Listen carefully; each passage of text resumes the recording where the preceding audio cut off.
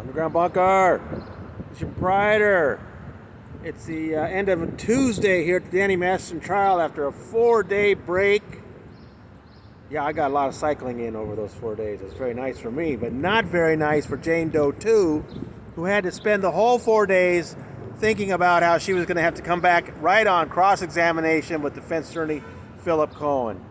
And but I think she held up really well today.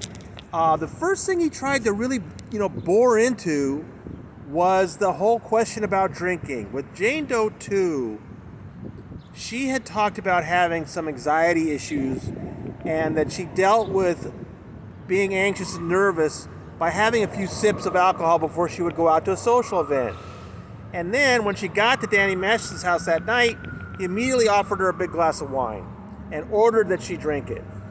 So Cohen really wanted to get into her history of drinking, but to see where, he wanted to suggest that, I think, that maybe the effects she was feeling that night was just from drinking too much and not from necessarily being drugged. Okay, so he wanted to kind of get more of a sense of her history of drinking. The problem with that is there's a California statute that says you really cannot bring in a rape victim's past, sexual past, drinking past, to question her behavior of that night. And so Judge Olmedo was getting really uncomfortable. She was sustaining a lot of objections. She stepped in with some objections of her own. She finally sent the jury out, and she was very polite to Cohen, but she said, look, I know, it can't be fun to have everything sustained all the time, but you're getting into an area I just can't let you go into. And, he moved on after that. It was not one of their big confrontations between the two of them, but clearly he wanted to do more with that alcohol thing, and it just didn't really go anywhere.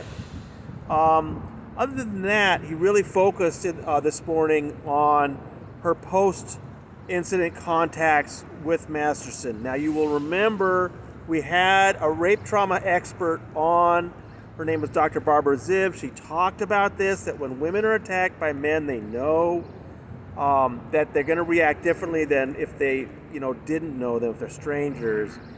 And, the kind of things that they talked about here fit that. But I can understand why Cohen was really going after her on those, because to a jury, yeah, it might seem unusual that after this vicious, graphic attack, that she stuck around and talked with him till almost the dawn, and that they had other sexual activity, and things that just seemed counterintuitive. So he really kind of went after her on all of that. What she did differently, I think, this time than the last trial was she repeatedly put things in terms of survival. I don't remember her doing that in the first trial. This time, when he would ask her about, well, you called him up sometime later and asked him about this or that she would say, yeah, I did that in order to survive this. I did that in order to how I needed to think about this to survive. So, look, I thought that was a very strong strategy of hers. I don't know how that'll play with the jury. I really don't. Again, the jury does seem to be paying pretty good attention. After the lunch break, we then got 2 of her 4 corroborating witnesses. And, Jane Doe 2 was a Scientologist at the time, but she wasn't as involved as the other 2, and there's less about Scientology in her testimony. I mean, she definitely talks about how it colored the way she saw things. There's less talking about going to the ethics office and all that stuff. So when her first corroborating witness came on, it was this friend, Rachel, they had been best friends in Scientology. And wow, Scientology came roaring back into this case at that point. Because Rachel, if Jane Doe 2 was slightly more peripheral, Jane Doe 2 was in Scientology with both feet.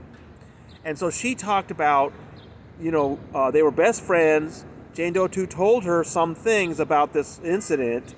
And Rachel described what a tough position that put her in. Because as a Scientologist, she knew Danny. She thought of him as not just a celebrity, but an opinion leader, right? Somebody that she said they revered. And so she said that she knew it was putting her in a bad position to even think bad thoughts about Danny because she was a Scientologist.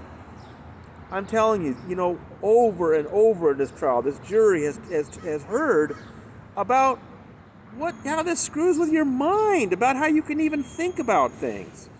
So there was such a strong Scientology component at that point.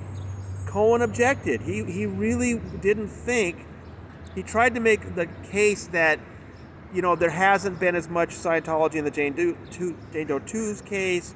He really felt that this was unnecessary.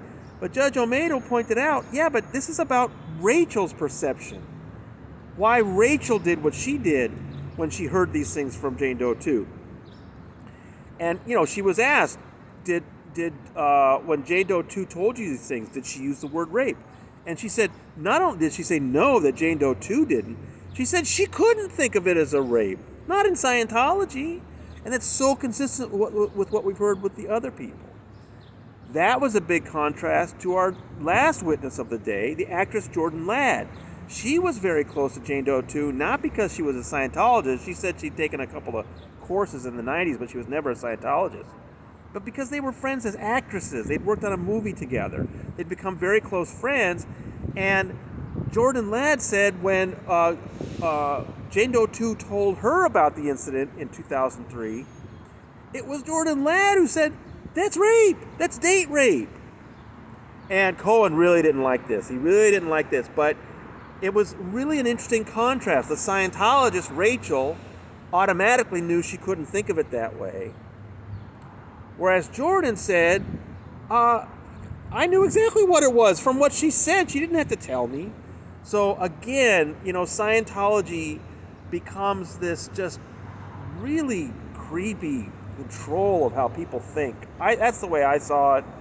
And both these witnesses, and again, to me, I think it's so strong in a way that you bring in these two witnesses who both say, yeah, in 2003, many, many, many years before any of these women knew about each other, Jane Doe 2 told them about this. Didn't give them all the details, but specifically the detail that she was saying no to Danny and he was ignoring her. That's it. That consent. That's what these charges are about. So, yes, Cohen spends a lot of time with both of them trying to raise some questions about what they said to which detective. But I don't think that the cross was very effective today. Again, we don't know what the jurors are thinking. That filled the whole day. Okay, tomorrow, 2 more corroborating witnesses for Jane Doe 2. We got her mother and Mariah O'Brien, who's going to be interesting again. If you remember her from the first trial, she admits she's a friend of the Mastersons. She's not a friend of Jane Doe 2's today. So that could be an interesting thing tomorrow. And then we have 2 more civilian witnesses after that.